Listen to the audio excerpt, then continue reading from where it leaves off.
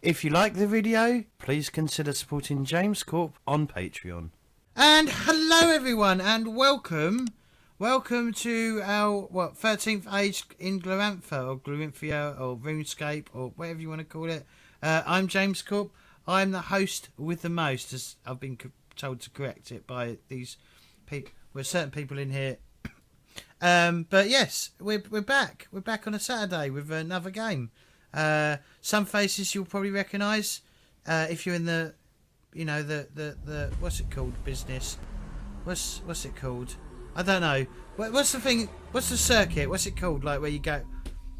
Convention circuit. Convention circuit. If you're in with the cool kids, you'll know us. Yeah. Thank you, J Wall, for the sub. Most appreciated. I think someone else resubbed as well. But yeah. We're going to start with Guy because he wants to explain what it is, and then we'll go around the table and get people to introduce themselves and who they're playing. Yeah.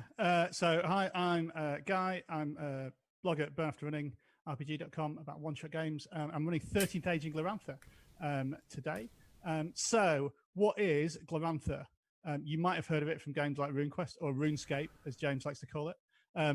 Where it's a kind of old fantasy world. Imagine you've got a civilized, a great civilization like the Romans or the Persians that have managed to bend magic to their will and conquer vast tracts of land, but they're still held back by some hairy, uncivilized barbarians who worship strange gods and strange rituals, and their shamans summon weird spirits to do battle with that. You're playing the barbarians in this game. You are Orlanthi barbarians. It is you're in Dragon Pass. There's a little map of it up there, and your base is about here. You're all members of the Silverwind clan.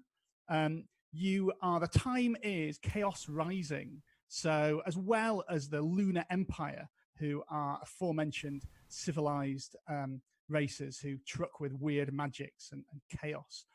Your land is also beset by chaos beasts that are rising up and causing chaos everywhere. Yes, James, did you have a? Yes. What year is it? So the answer to that is whatever year you think you'd like it to be. What year is that, James? What year are you thinking? I don't know. I just know that's what the question I was supposed to ask. It's unimportant what year it is. There's like great big GORP beasts at your gate, the tribes of Broo knocking down the door. What year it is the least of your worries. You're all kind of young, thrusting tribesmen from the Silverwind clan, a clan well known for its skills at negotiation, brokering peace between rival clans, and kind of being some of the glue that hangs together all the various clans in this region. Unfortunately, in a time of Chaos Rising, where there are beasts battering down the door at every opportunity, your stock has fallen somewhat as a clan. Because really, the clans that are successful now are the ones that are full of brutal warriors who can look after their own interests and go and kill and destroy the chaos that ravages the countryside. So you're a bit of the poor cousins of the other clans. But you are the young warriors who have been selected to do some of the tasks for the Silverwind clan. Do we want to go around and maybe introduce who you are and briefly what character you are playing in this one? Do you want to start, James? Yeah, I'll do it.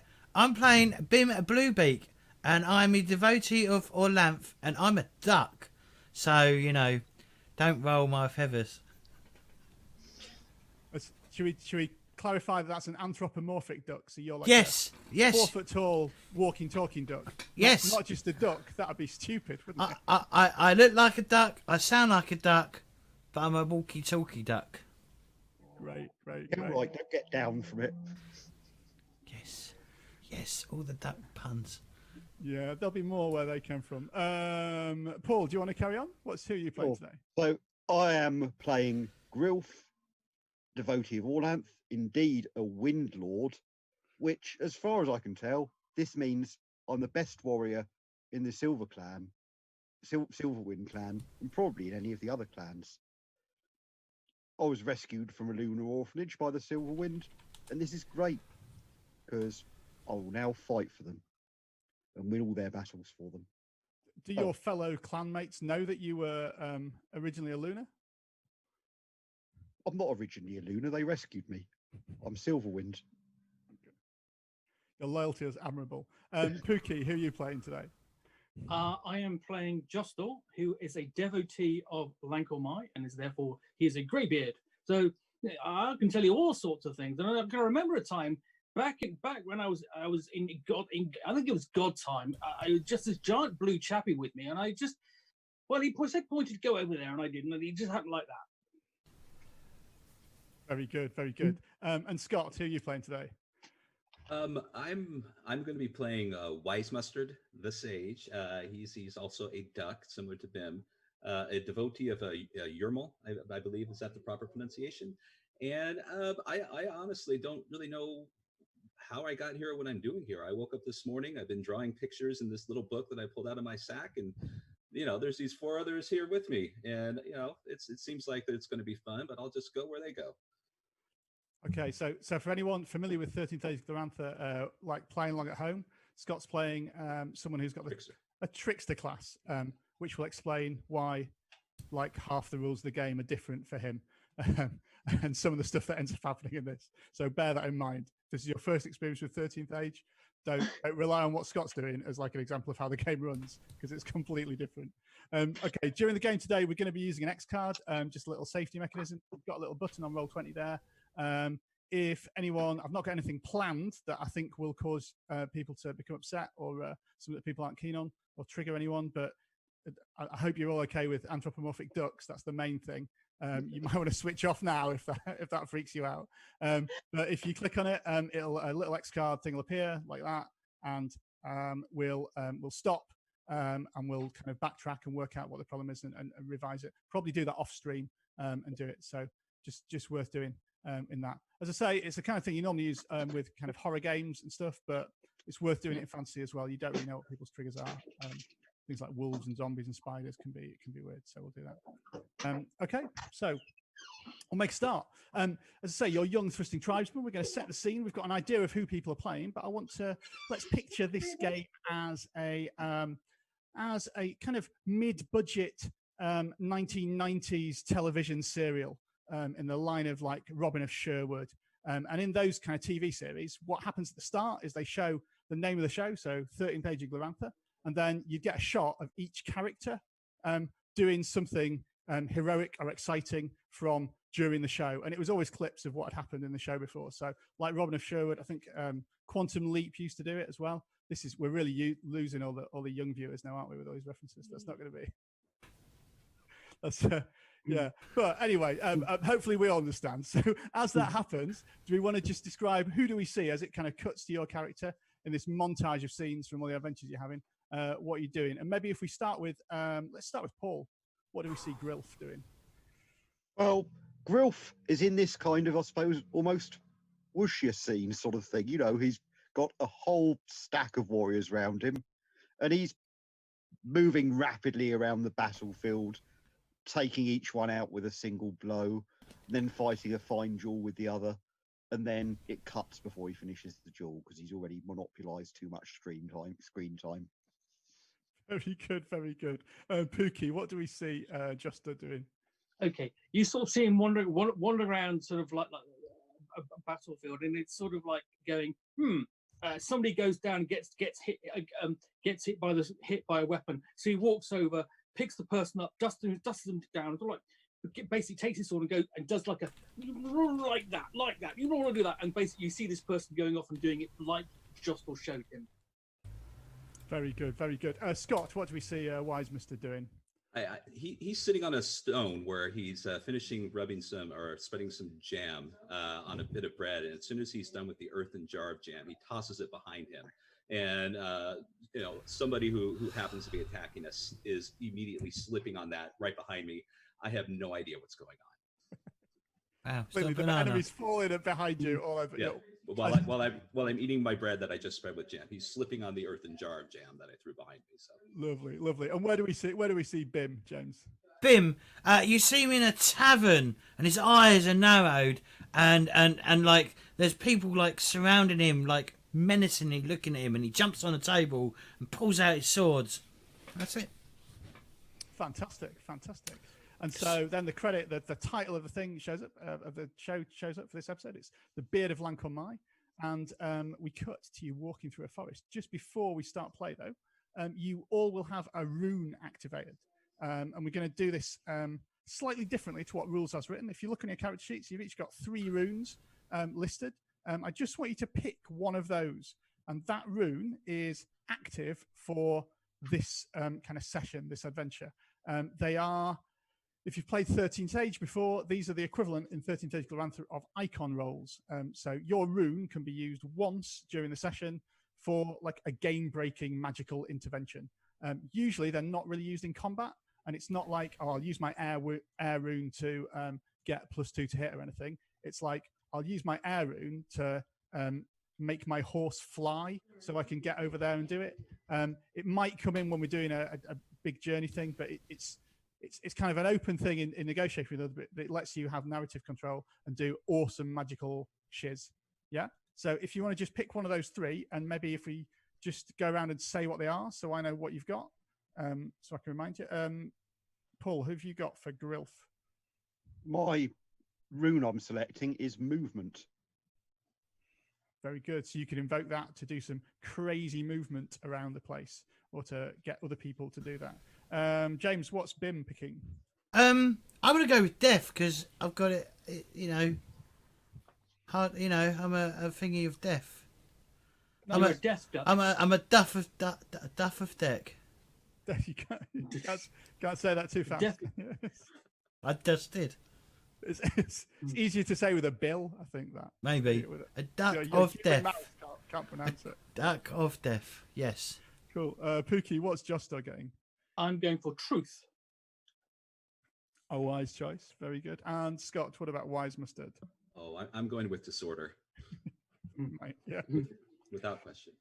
Excellent. So rules as written, you like randomly determine that each session, but for one shot, it's quite nice to just pick them, and then we can just check that people have those. So you are out on patrol. You've been sent out as the young heroes of the Silverwind clan to check that the area that your tribe controls is not beset by any chaos beasts. You're just at the furthest edge of your patrol, which brings you perilously close to Snakepipe Hollow, which is a chaos land in this great big depression here. All kinds of monsters and beasts lair, and it's somewhere to try and avoid if you can. It's not unknown for occasional chaos beasts to like climb out and then menace you, but generally your patrols have been pretty boring as you do that. And you're making your way through the thick forests. They seem today darker and quieter than usual, and even the buzz of the insects around you is barely audible above the tree. There was a light rain that was falling before, but it's stopped, and everything seems completely still. You come into an open kind of little clearing in the woods, just dark under the canopy of trees, and there's a sudden stillness. And I'm thinking, who do we think is going to be in the lead in this? Who's the front of your patrol? I am. Yeah, I think so. Quite right, Bim. So Bim, you're in front. What you see as you come into this clearing, a single white feather just floats side to side, gently down from the tree above. And as you like bend your head upwards, your neck upwards to see its source, you see lying on a branch on the tree above a very bedraggled looking white feathered duck lying flat on this branch. And as you catch his eye, he just brings up a finger to his bill and goes, "Shh, I'm hiding." And almost as soon as he said that, you hear the of a hunting horn of that you recognize as being a tribe of Broo. And with a gallop and a crash, you can see a group of Broo charge into this clearing around you. I'm going to need to roll initiative. Oh wow! I think it's the case. The reaction is, let me at them. yeah. Well, I'm assuming else you run away, but yeah. So, do you want to roll initiative? That's just if you roll the d20 roll and add your initiative bonus, and let me know what it is. I'm gonna roll some as well. So,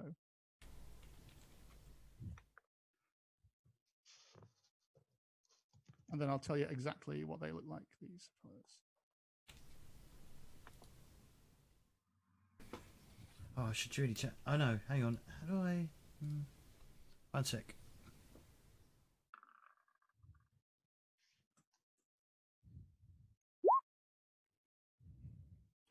Oh yeah, sorry. While this happens, Scott, you have a -5 penalty to your initiative every combat because you're a trickster, and I believe you need to tell us why you don't, what you are distracted by, which is why you don't notice what's happening here. Let's see here. I think Wise Mustard has a jam fetish, so he already has another earthen jar out, and he's spreading it on a slice of bread, and he's eating it. And as soon as that horn, he hears that, he kind of startles, and the bread with the jam hits him in the face, covering his eyes with the jam. So I'm wiping the jam out of my eyes. Very good. Is it raspberry jam? Plum. Nice. I'm disappointed. Oh, my well, mint. I like mint too. So Mint jam? mm-hmm. Is that a thing? It is a thing, yeah. I was trying to do a Spaceball crate, but you've ruined it completely. No, I think it went really well. That, don't worry. It's fine. So just bear with me. You have facing you the assembled brew. You look at it. Looks like the duck that you've just found is going to be staying up in that tree hiding. Obviously not very well at all. You can see you've got a leader of the brew. It's led by a huge, I should describe what they are. They're beastmen, hideous chaos beastmen. Your regular brew has got the head of a goat, cloven hooves, and a kind of humanoid body covered in like bedraggled fur and stinking of the scent of chaos and the horrible conditions they live in Snakepipe Hollow. The leader of this is a huge brew with great big antlers coming out of his head, and he tips his head down as he runs into the clearing, sees you guys, and begins to make to charge at you. He's flanked by a pair of sergeants, one of whom has the head of a rhino and has thick armor plating around him. The other one's covered in porcupine spines that ooze goop as he kind of moves on, and they make an, and then a trio of goat-headed brew come up the rear. They're carrying brutish, simple slings and start loading rocks into them to try and fire at you as they aggressively descend on this clearing. The first person to react, looking at my initiative order here, is Bim. Is you, James? Oh wow, awesome! Go, Bim, go! Awesome. Go, Bim, go. So Bim's gonna go. Oh, you've really rolled my feathers. You don't want to see me angry, and I'll charge in. I'll charge in to the big fella and try and take him out because I'm a fucking thingy of death. Go for it. A duck is the duck of death. Yep, I'm ducking death. Yep. Brilliant. So if you want to roll your attack roll, yeah. Does that make you Deathy Duck? Yes. Very good. It's only going to go downhill from here. If people are bothered by these puns now, it's not going to get better, is it? So do you want to Get really bad on X-Card. Yeah. Yeah. He is armor class 13. This big fella. Okay. So see if you hit him. Damage. What am I doing for damage here? What am I writing? Sorry. It'll say on your character sheet. I think are you 2d8 plus 4? Yeah. So I've got to type that all in. What does 2d8 plus 4/2 mean? What does that mean? Oh, sorry. That means that 2d8 plus 4 is how much damage you do if you hit. If you miss, you do the damage on the right. So if you miss, you still do 2 damage as you wear your opponent down. So am I writing in the dice in there? So 2d8 plus 4. Yeah. Okay. Yeah. Oh, that's a mighty blow. What's it? A spear. See, I'll try and I run at him with the spear and try and jab him up. Try and stuff him up with the pole arm. Yeah, he makes his spike club out to parry, but he's used to fighting human-sized opponents, so his parry's far too high, and your spear goes right up between his innards, and you see weird goopy brew blood kind of splashes out over you and fizzes as it hits the ground. He goes, and he knocks his antlers from side to side from there. It's his go now, though, and so he's going to swing that spiked club towards you, Bim, because you've hurt him now. So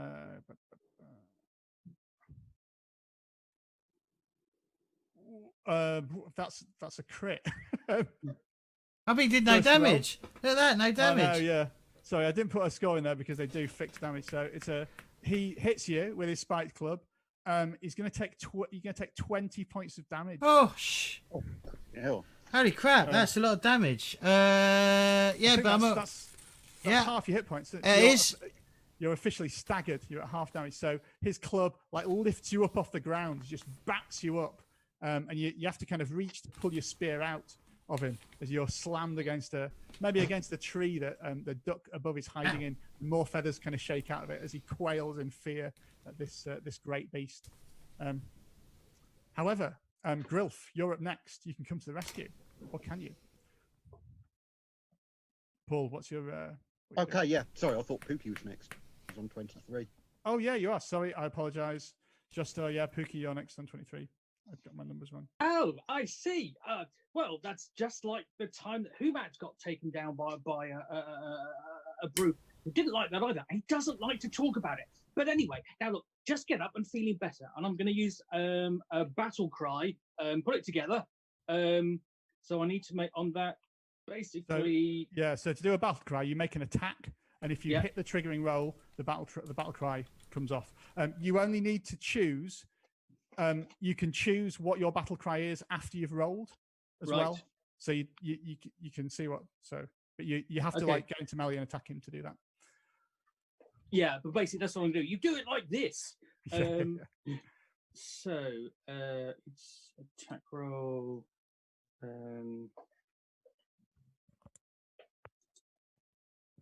Oh, cancel. Let's try. So attack roll. Am I doing? Am I actually? Am I? Okay.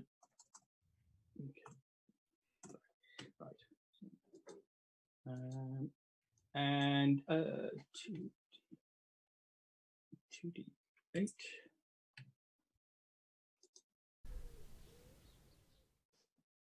Okay, so that hits. That's a natural roll of 15. So yeah, your pull it together can come off. So just for future reference, you can choose which. I think there's only pull it together that will work on that. That's your only option, isn't it? Because it's natural 11 plus. Yeah. So basically, yeah, do it like this. You just get in there and you just pull yourself together. And you get is it Bim? Yes, Bim. Bim, just pull yourself together, man. You get a free recovery. What does that mean? Basically, you can one nearby ally can heal using a recovery. It's not free, but you can use it. Cool. So that means you can heal, James, the what your recovery dice is, which I think is like 2d10 plus 2. You can heal that many hit points. What, right now? Yeah. Okay. You have to spend the recovery to do that, but you've got 8. So. Okay, hang on. And Pookie, do you have a bonus on your damage? Is it just 2d8 or was it 2d8 plus something? It was 2d8 plus 3. I must have rolled really badly. Yeah, you did. So you can put plus 3. So if you hover over it, it'll show you what your actual roll is. So that's 8 damage. Yeah, he's not looking very well at all. This antlers as you kind of charge in with what are you using, a spear, is it? Or but basically what happens is essentially I run up, okay, and I'm actually I'm talking to Bim, and I just basically point my spear at this Broo, and just sort of like as if I'm doing two. I'm obviously doing two things at once. You just need to stab him like that. Pull yourself together, man. And so how much do I heal back? Just my recovery, yeah. Yeah. So roll whatever it is, 2d10 plus whatever the roll is, and you'll get that money back. While you're doing that, while Bim kind of feels a bit better with himself, fully healed. Fully healed. It's pretty good, isn't it? Right. And you can see what I was talking about. It's just like that, and you just feel a whole lot better. Fucking hell. That's the best roll you could get. That's 2 10s. Awesome. Roll 20 actually likes me today. For that one roll. Yeah. Well, it's a decent attack roll as well. Yeah. Go on, Grilf. How do you react to this? You've got the big antlers guys clearly, injured, but the 2 other guys are still no, there. clearly Bim's okay. I mean, the one to worry about is the rhino type brew. Yeah. So what I'll do is vault over with my spear, land in the middle of the battlefield where he is, and go for him. I reckon he was back, but he can't hide. He can't hide from me. All right, he's got an armor class of 17. This rhino guy, he's quite. Yeah, I know that's fine. He needs the likes of me to fight him, doesn't he? Well, we'll see what the dice say, I suppose. Yeah. Right. Oops.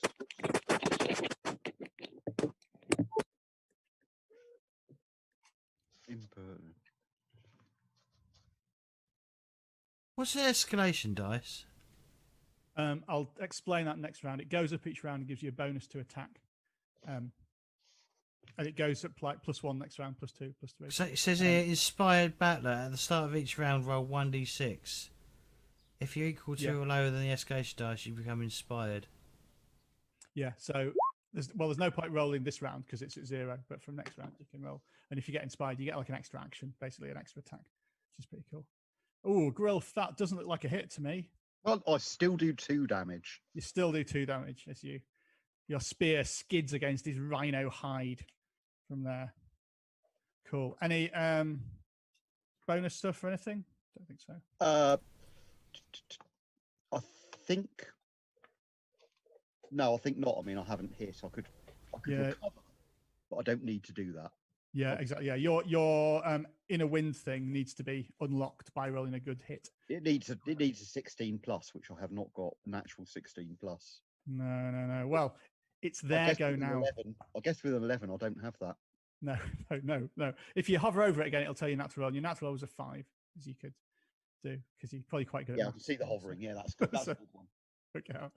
Cool. So the rhino is going to act. The rhino and the porcupine act now. I think the rhino is going to be the first to attack. He's going to attack with his wicked knives on you, Grilf. Yeah, I'd like to see him try.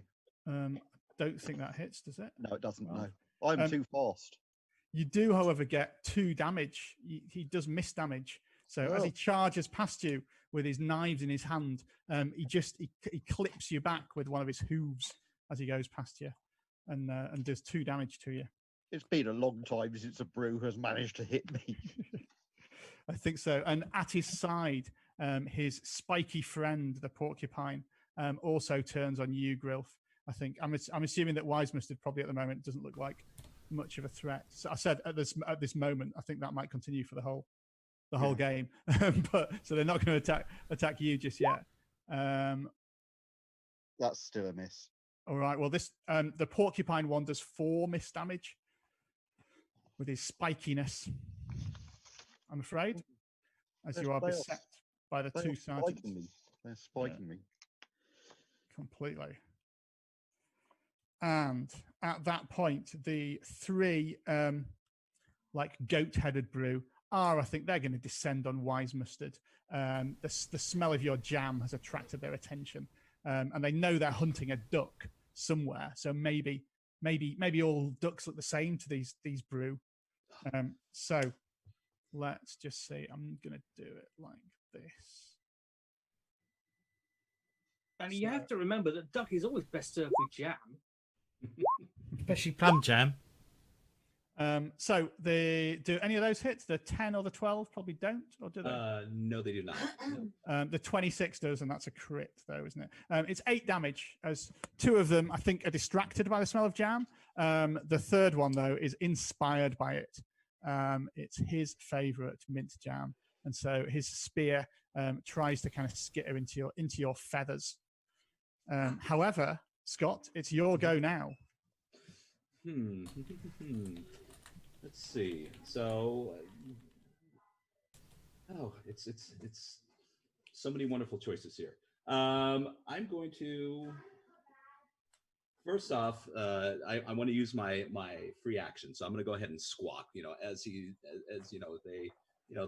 took a piece of my feathers. I'm like, how dare you? All I was doing was having my snack, and you made me drop my jam bread on the ground. And so, and then after that, I'm going to just the earthen jar. I'm going to make a feckless strike, Nice. against one of them and just throw it at him. Go for it. And let's see here. Go for it. That's against their mental defense, which is unsurprisingly lower than their armor class because they're goat-headed Broo, which is just 11. You need to hit with this. And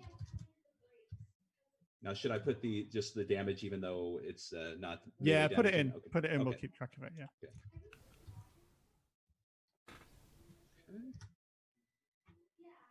Ooh, so that will just hit. Yeah. Oh, okay.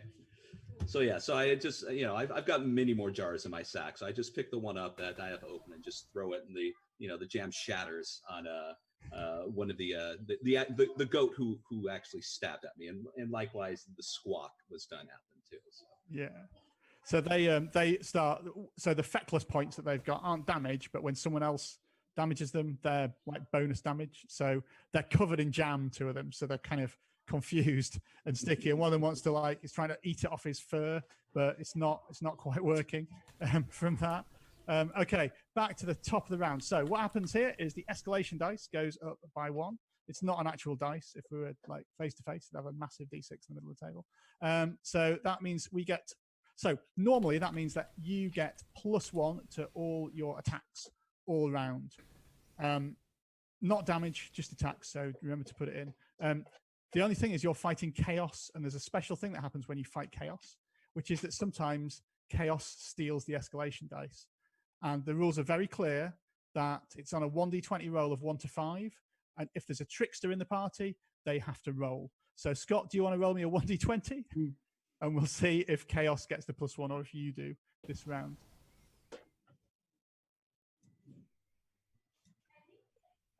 And no bonus, right? Yeah. Okay. Yeah, you've got hold of it then. So the escalation dice is with you. Momentum is with you. And we'll go back to top to Bim. So I got the inspired battler. So it says at the start of each round I get to roll a d6. Yeah. Yeah. So roll your d6 and see if you get a 1, then you're going to be inspired and have that. Way. Wow. And what happens? To be clear, I think that means you are inspired for the rest of the battle as well. Once it's triggered, like Orlanthi moves in you, and you're like you kind of level up, and you get the extra attack basically that you have there, the inspired strike. Well, you can either inspired strike or you can like take a breath and heal. I don't need to heal. You said I was staggered. What does staggered affect me? It doesn't have any game effect. It sometimes people are more vulnerable when they're staggered in terms of monsters will attack staggered enemies. All right, so because you said Bim's up in the air because you got lifted up by the Minotaur. What? Not Minotaur. I'm thinking of Games Workshop. Sorry, because the antler. Yeah, the antler bloke.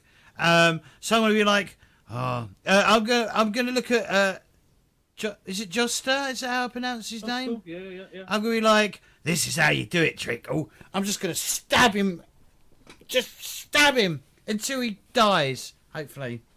Go for it. Roll your first attack then, and then you can get your second inspired strike as well. So I get 2 attacks. I didn't realise. Yeah, you get your inspired strike as well because you're inspired now. You can do I've that. clicked on the wrong thing. That's your big thing. So it's And it +6. is activated. Yeah. Damage is this. It's really good when it's activated in the second round. It's when it isn't activated and you're still rolling d6 like 4 rounds in that it's not as good. Right, well, 25 to hit. That hits. Only doing 8 damage though, unfortunately. Okay, so your first spear strike does damage him. He's not looking very, very happy about that at all. Do you want to roll your inspired strike? Can I just ask? There is something else as well. Go on, yeah? Where did I see it? It says when you wish to attack against a non-nuke enemy with fewer than 7 hit points, you can re-roll your attack. If you still miss, you can use this power again in that battle. So how would I know if they're under 7 hit points? I'd probably let you know. Okay. I'll try and remember. You can check with it, but he's not. Yeah. Okay. Just for reference, he's not yet. So.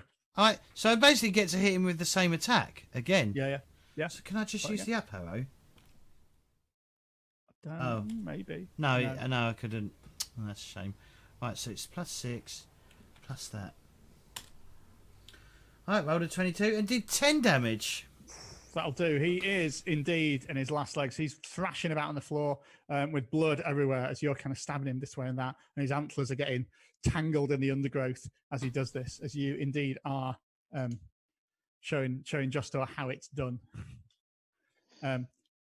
As you do that, though, he's going to attempt to take you out once and for all. Good luck. With his spiked thrust.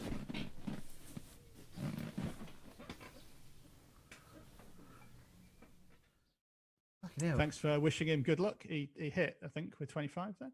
So 10 damage as maybe he spears you with his antlers as you keep spearing him there, as you're rolling about on the floor of this clearing. However, he's reckoned without Jostor, who's also engaged with him at the moment. Okay.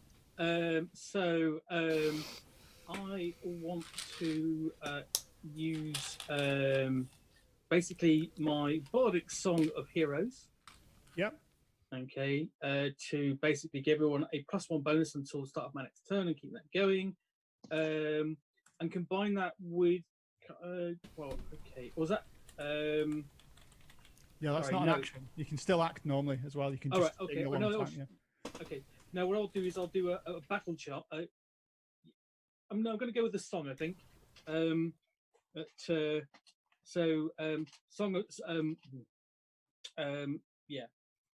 Song of basically song of heroes, and so essentially what happens is everyone gains +1 to attack to the start of my next turn. So basically I'm just going, well, it was something like this, and everyone had bread and jam at the time. It really is quite a fortifying sort of thing. Well, that was brought by the China Roy healer at the time, and it was really good on a hero quest, and then make a standard attack.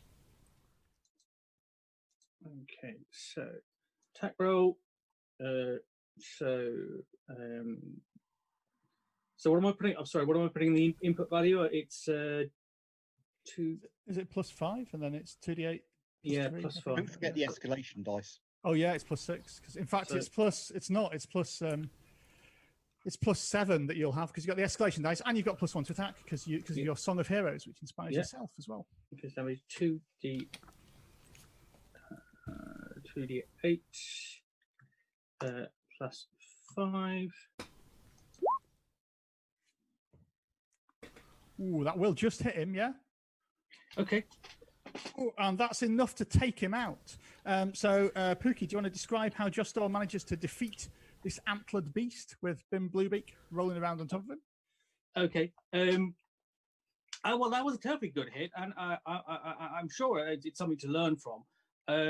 But when you go back to the true heroes, they really put their back into it. And I mean, I'm just thwack, and it's just going on like this. And here's how the song goes. I seem to recall it was a song of bread and jam, I think, at the time. And yeah. Fantastic. And the antler just kind of just goes limp beneath you as this great Broo leader is there. And there's a quiet little like quack cheer from up in the trees that the duck that's hiding makes, and then suddenly realizes that he's still hiding, so stops himself suddenly. He's pleased, but he wants to stay concealed. Grilf, you are surrounded by these 2 Bruce sergeants though at the moment. I just need to make sure I take out the rhino. I'm inspired because the bloody Lhankhor, my bard, has outdone me. Go for it. Oh, just the benefits of experience. Oh, what's happened? Oh, it's not. What's the matter? I have I not don't hit. think that'll hit. No. It's all right. I rolled too many d8s anyway. Yeah, that's probably why. That's probably why. So again, 2 miss damage as your This was a cause for frustration rather than inspiration. Are you including the stuff as well, the additional stuff? Yeah, I can't get there because it's 17 on these. Okay. Because he's really bad at it. I rolled quite badly. Roll 20 loves you today. It doesn't love me. Grillif, you're letting the side down, mate. You're letting the side down. Yeah. Okay. The rhino. In it, Trinkle. He's going to turn his attention to you, still, Grill, and try and hit you with his knives. You can try. Which damage does it do? Oh, he does. There you go. Yeah, so he actually hits you with his knives this time. The porcupine is going to launch himself across the clearing to try and avenge his leader. So he's going to launch himself out to Jostor and try and spike you with his spines. What I like about that is I did the most damage, but he's going after the one who did the killing blow. Brilliant. Well, you Oh, did. it serves him right for kill stealing, doesn't it? So, but he misses. Maybe he trips up on his way and he just rolls into a ball and just rolls around and comes up. Oh no, it's not there. Is he blue? Yeah, I think he's basically he's going around the whole fight. just around the clearing. Yeah. And he unrolls himself and he's back where he started. He looks around, looks a bit confused. He's not sure what's happening. One of the three that Wise Mustard was facing is going to break off and charge towards Bim now as well and try and attack you because it's them next. So this will be the one on Bim. Oh, That's not 4 damage. That's 8 damage. As this goat-headed Broo launches and stabs you in the back, as okay.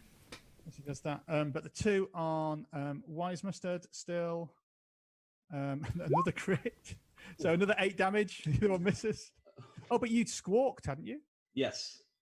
Yes, I So I did. think because you squawked, that hit turns into a miss. So you don't get hit. Your squawk distracts him. It would have hit if you'd been standing in any kind of logical place to avoid his blow, but you weren't. You were like rooting in your bag for jam. He Or did a clever blow that he was expected to dodge away from and faint. He was just. Wise Mustard, you jammy bastard. over. And in fact, Wise Mustard, it's your go now. Your chance to redeem yourself for this. Okay, so is the one I'm still engaged with the one that I did the feckless strike on, or is Yeah, it, does it? Okay, They're sort of they're mooks, so they're like a pool of hit points basically. So every got it. 10 hit points, one of them will go down. Okay, The fact they're fighting different people doesn't really commit. Whoever hits them first will get the bonus damage. So you can, Alright. but you can stack up more feckless points if you want. yeah, I'm actually the rhino is still in effect and upright, and I've seen what he's trying to do, and no, I'm still I think he's the one to blame for me dropping my toast. So I'm gonna reach into my bag, and I'm just gonna pick out something out of there, and I'm going to throw whatever the first thing I grab at him. And I do have a 200 item random table bag list that I can roll on if you'd like. So let's see what random this comes out of there. So If it's a shoe, I'm going to be saying, who throws a shoe? oh no, it's 200 flavors of jam. Coming to drive-through RPG soon. okay. Yeah. So yes. Who the hell uses stinging nettle jam? Yeah. Oh, okay. So, yes, I reach into my bag, and I pull out, and everyone starts hearing a barking. And as I pull it out, I realize it's my little dog. It's a poodle. His name is Chester, and I just and I go, sorry, Chester, and I just launch the poodle right at the rhino. Is that a feckless attack? That's a feckless attack, yes. Sounds pretty feckless. Yeah. Yeah. Okay. Go on. Roll to hit. Oh, All right, let me roll. gone from goat tossing to dog tossing. Jesus Yeah. Christ. This is where people will start X-carding. This is why you have it in. Oh, let's see. Oh, shit. So, do the +1 to this on top of it, correct? Yeah, you get that to it. Yeah, in fact, you get +2 because the song inspires you still somehow. Oh, okay. Throw a poodle better because if it features in your story, just Oh no dogs in this story. I mean, there's one whole reason that they're really gonna tell them more, and they have. And does that bonus go for the damage too, or just the strike? not damage. It's just the attack that goes on. Yeah. There we go. It's all about the skill, you know. Oh, Have you got a 0? no, let me try that again. No, I'll take the roll. Yeah, it's because you put in 8 instead of +8 instead of 8. Oh, sorry, Drive through have it. RPG can't Have it cope with with having ++ in it, but that's fine. It would have been 20, so it would have hit Okay. for 6 points. So the rhino is confused by this poodle, but let's keep it like let's keep it light and have Chester's like running around in circles at his feet, maybe. Oh yeah, no, I don't want I don't want anything to to harm Chester, and Chester knows this. So yes, he's going to sit there and he has the most annoying high pitched bark as he just sees this thing and just and after a few barks, I'm going to try to see if I can get Chester to come back. So. Yeah, but the rhino put him in the bag. It's like looking around, trying to it's completely confused by this and doesn't know what's going on. Back in the bag. Back in the bag. Brilliant. Okay, back to the top of the round. The escalation dice at +2. You've also got the +1 for the song. Just on your turn, you'll get to roll to maintain that and see if it. Yes. But we're back with Bim. You are still inspired. Hang on. Blood of Orlanthi. Hang on. Flows through your veins. Does Wise Mustard have to roll the d20 to see if Chaos snatches it away? Oh, thank you. Yeah, of course you do. Yeah, because Chaos might get the upper hand. Do you want to roll that, Scott? I mean, I should have kept my mouth shut, but Oh, no, it's really No. Oh, look. Oh, look at that. that's the disappointed. So does that mean I get +2 to my roll then, or +3 Yeah. because of Yeah. Just Store's thing as well? Okay, all right, because I didn't add any of that on the last roll. Okay, so this thing that just did me 8 bloody damage, my eyes narrows and goes, "You're gonna regret that, mate." I'll literally just like run at him with he's probably close to me, so I'm just gonna I'll try and knock the sword out, sword away, and just then run him through with the spear. Hopefully. Because, this is 2 attacks all at once, so, Go for it. So 6 plus 3 is 9. And the damage is hopefully still the same on there. Yep. So I got a 12, so I probably missed. Yeah, that's not going to hit. However, these are mooks, so they have 12 points of feckless damage stacked up against them. So you would be doing 2 points of damage, but you add on that 12 that Wise Mustard put on before, so you actually do 14 points of damage to them, which is enough to take out the one that took you out, and also damage. You can go through to all the ones that's fighting Wise Mustard and injure him as well, as you take out, completely defeat one of them, and then another one's been injured as you run through as well, even though you kind of missed him and had to get him. So I guess I run at him with the spear and charge, slam it through his body, and then continue with the momentum and just slam into another one. Yeah. Yeah, and they're both covered in jam, so they stick together and fall down. So that's the advantage from there. Cool. And you've still got your inspired strikes. You can still attack again. Yeah, I'm gonna inspire attack. I'm gonna try and finish off this other one. Yeah. So it's +9. Obviously, I'm not putting plus in because it breaks. 25. That hits. Nice. And 11 damage. Okay, that takes out another one, and there's just one standing that's quite badly injured. So what does this look like, James? So obviously, I've run this one through and then knock down the other one. I pull the spear out. I guess I kick the guy out. Roll them over because they're stuck together, a sandwich. And I just bring the blade down, or the spear down on top of him. Fantastic. So next up is Justor. I think the first thing you have to do is roll to maintain your song. So just a straight D20 to sustain it and keep singing.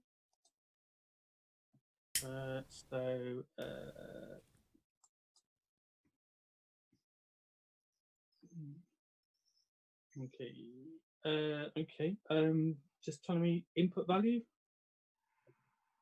So it'll just be D20 plus 0. So Yeah, D20. Does the thingy escalation dice affect that? No. It doesn't affect Okay. For some reason, I got 24. I'll re-roll that. Oh yeah, sorry, because you put in input value is the bonus, so it'd just be 0. Yeah. That's the.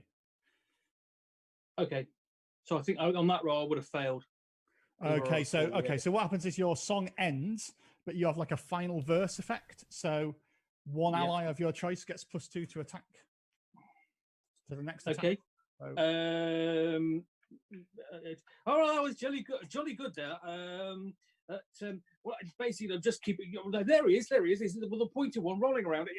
Over there, Griff. Okay, so Grolf, you'll get +2 to your next attack. You can still act this round though, Justo, as well. Okay. Okay. I will go and strike at the last. Is there just one remaining? Or just? Can I There's just... there's a porcupine who's in front of you fighting you. Okay. Porcupine one. There's a rhino one fighting Grilf, and there's one goat-headed one who's looking a little bit nervous as Bim is like slicing through all of his fellow goat-headed people. So there's 3 of them left, but the porcupine-headed guy is right in front of you. I'll spear the porcupine-headed one. Okay, so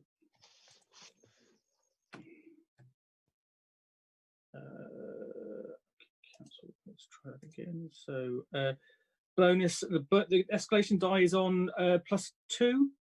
Yep. Yeah. Okay, so that's +7 because I'm not going to get the bonus. No. So that's going to be +7. Damage is 2d8.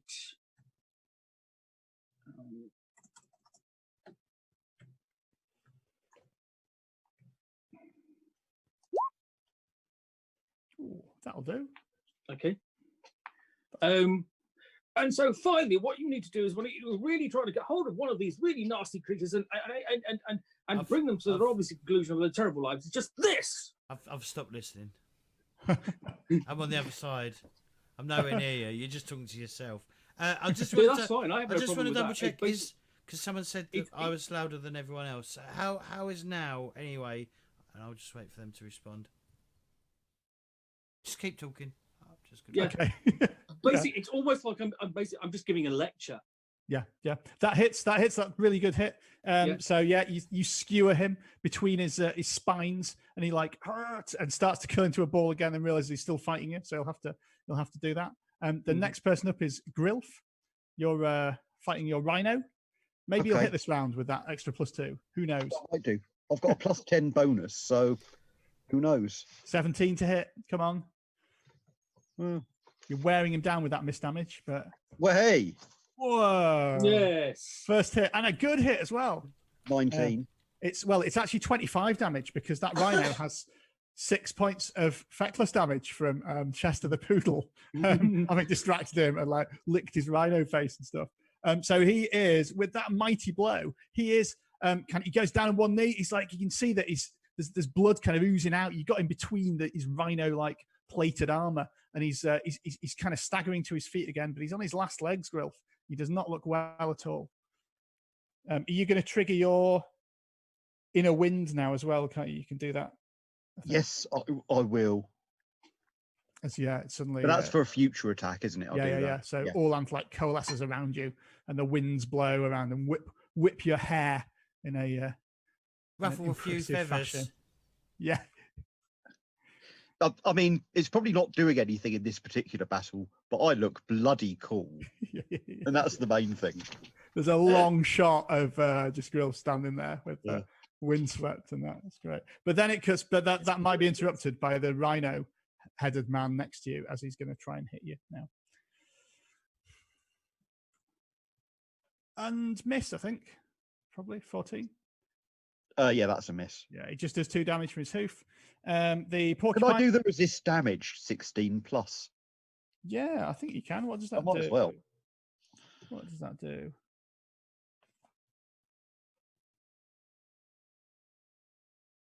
Sorry, what does resist damage do? The next attack that targets AC. Okay, so yes, it doesn't do any damage to that. It doesn't do any damage unless he rolls 16 or more. Yeah. No, so it just you're fine with that. That's true. So on the porcupine guy, on Justor, it's going to try and spike it and miss again. It's 4 damage though from his spiky miss. He does though as he.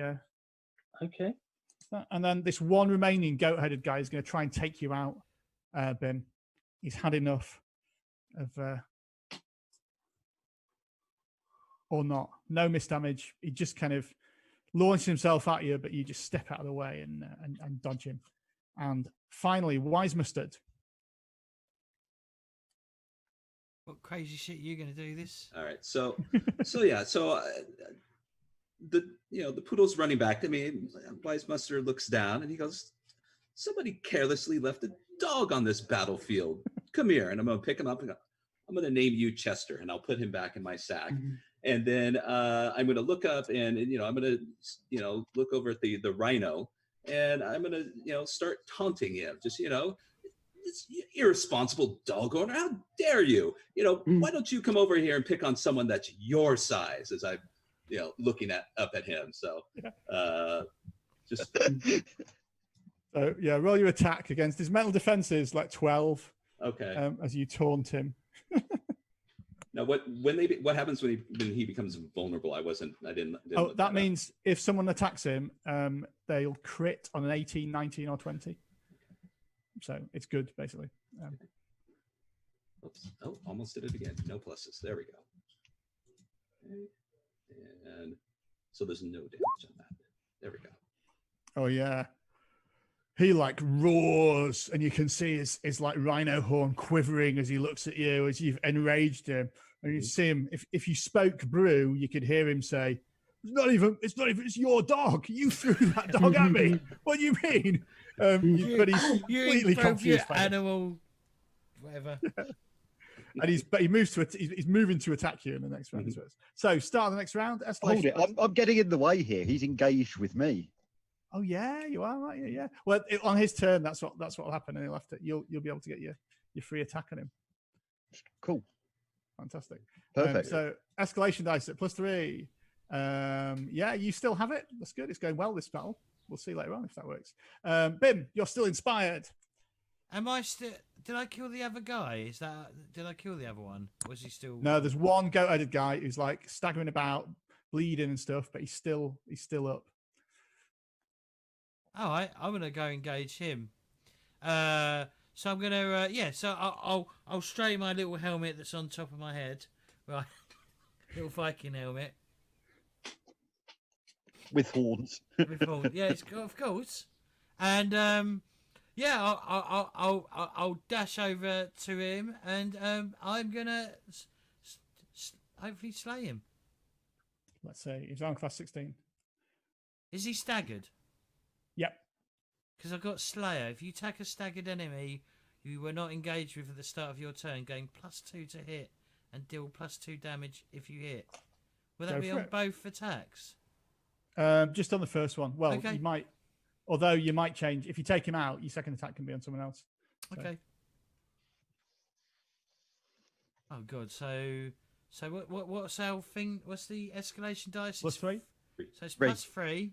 Yeah, I put it on the screen at the bottom of the map, so you might be able to see it. Oh, okay. Yeah, I didn't see it. All right. I'll better zoom out a bit because.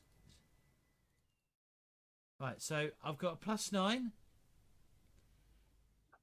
No, I've got a +11 to hit, and I'm doing.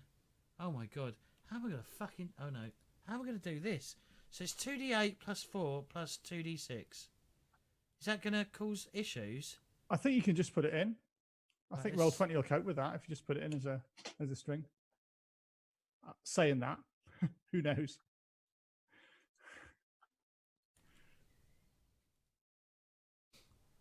Ooh, that hits. Yeah, that easily takes him out. Do you want to describe how you finish off the last of this goat-headed fellas? Oh, I just literally like. Yeah, I literally charge at him and like. I guess they're a bit taller than me, and I just like. Run like pierce the, like up through the neck, through the mouth, and through the top of the head, and then I just like flick him off the end of the spear,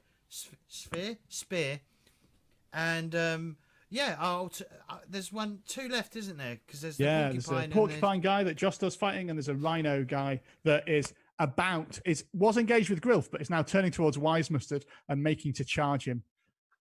However, we've got 2 people to go first. All right, yeah. I'm gonna go. Oh, you're a prickly pear, and then I'm gonna. Hey. I'm gonna charge Bonic the. I look at Alina. I look over and I said, "Sorry, which one was that? Which one was that quip aimed at?" Yeah, I'm gonna charge Bonic the porcupine. Sonic the Pokemon. Okay, he's armor class 16, so make us a roll. There you Oh, go. shit. Okay, here we go. All right, so He's also staggered, and you weren't engaged with him at the start of the turn. So I think doesn't Can your I- thing trigger again? yeah. If you take an enemy, you were not in. Yeah, I guess so. Yeah. Maybe. So Slayer triggers again All right, because so he's 11. Oh my fucking god! So it's 2. Hang on, 2d8 plus. I might as well just change it to. Oh no, it's plus 4. Plus 4 plus 2d6. 26 damage. Jesus. he is in fact no more. How do you get yourself out of this this spiky situation, This prickly situation. prickly situation? I guess he's too focused on Juster to really like, perhaps even hear me like call him out, you know. And like I come up behind him and just like run him through as well. So I'm not very good at like combat description sometimes. That's fine. That's There's fine. only so much. So you yeah, can- or I just throw the spear at him from where I know it's not. I'm not actually like using range, but maybe I just throw the spear at him and like pin him against the ground. And he's yeah. like, Justo, you just see another spine come straight through his body, and then recognise it as Bim's spear as it just comes out as he falls to the ground. Oh, brilliant! Just like Yell did. I you almost hit me that last time, but no. Justo, you're up next. Okay, Um, and yeah, basically what I will do I will use basically a battle cry effect. Essentially, basically the battle chant roll taking the place of the basic melee attack, and I basically want to do the hit of the charisma plus thunder damage. Cool. Yeah. So what's your charisma plus level 6? So it'll be plus 6, and it'll do d6 plus 4. It's against his So- metal defense though, so it's against 12. Okay, so right.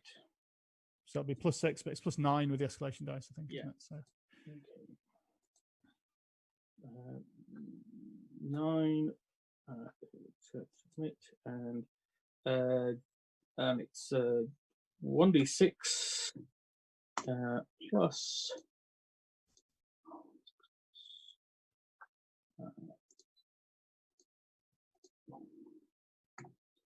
okay. oh yeah, that definitely. What does your battle cry take? That'll take the rhino out. So how do your honeyed words, or however the battle cry works out for you, end up defeating this rhino? Well, you see what normally would happen. Normally, when all over would descend from the sky and just throwing around basically thunderbolt and lightning, all very frightening, as they say, just like that. And yeah, and the rhino in fact falls to the ground, and there's a moment of peace as the duck then just like waddles, climbs down the tree, and says, "Heroes, cheers! God, you're here! What brave heroes! Surely you're the people who can rescue my friends." And he looks like this. "My name's Krontas. I have a mighty quest for you." oh god. Oh, good. That might be a good time to take a break, James, if you That fancy. would be a good time to take a break. All right. So we will be back in about 5 or 10 minutes. So don't touch that dial.